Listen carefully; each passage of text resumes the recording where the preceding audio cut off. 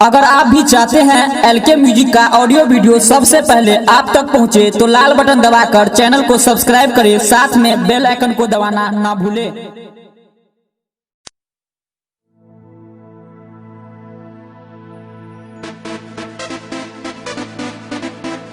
दिल कुछ दीवाना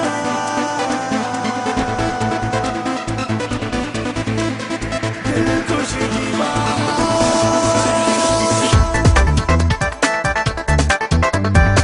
अभी आप सुन रहे हैं ललित रिकॉर्डिंग स्टूडियो अलीचक से। यह हसन हसीना वर्ल्ड में कहीं ना, यह हसन हसीना वर्ल्ड में कहीं ना, संभल के रही है बाप। हिंदुस्तान जिंदाबाद, कदलई की से आजाद। हिंदुस्तान जिंदाबाद, कदलई की से आजाद। यह हसन हसीना वर्ल्ड में कहीं ना,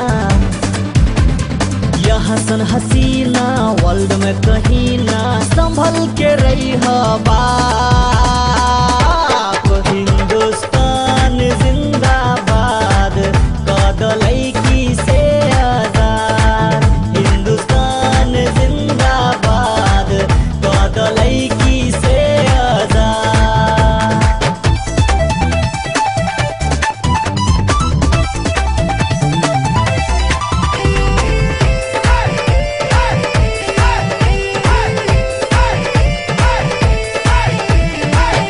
शहर के कोना कोना चले एकरे जादू टोना।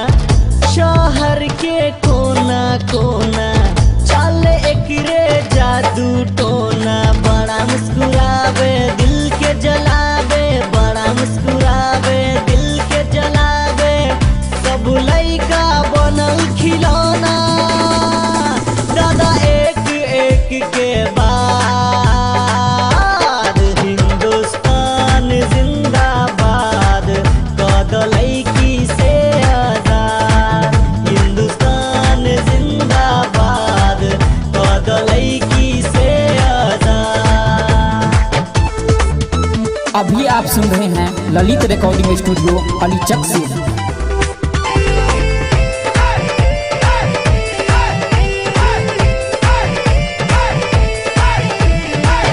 जहाँ से निकले गोरी सब देखे आगे पीछे, ऊपर से सब कुछ लौकता बा जिन्स कमर के नीचे। जहाँ से निकले गोरी सब देखे आगे पीछे, ऊपर से सब कुछ लौकता बा जिन्स कमर के नीचे। फोनावा पे कहेली मिली हो राजा, फोनावा पे कहेली मिली हो राजा, हमरा घर के पास साढ़े 7 बजे के बाद। हिंदुस्तान जिंदाबाद, कदलई की से आजाद। हिंदुस्तान जिंदाबाद, कदलई की से आजाद। यह हसन हसीना वर्ल्ड में कहीं ना, यह हसन हसीना वर्ल्ड में कहीं ना, संभल के रही है बाप। हिंदुस्तान जिंदाबाद, कदलई की से आजाद। हिंदुस्तान जिंदाबाद, कदलई की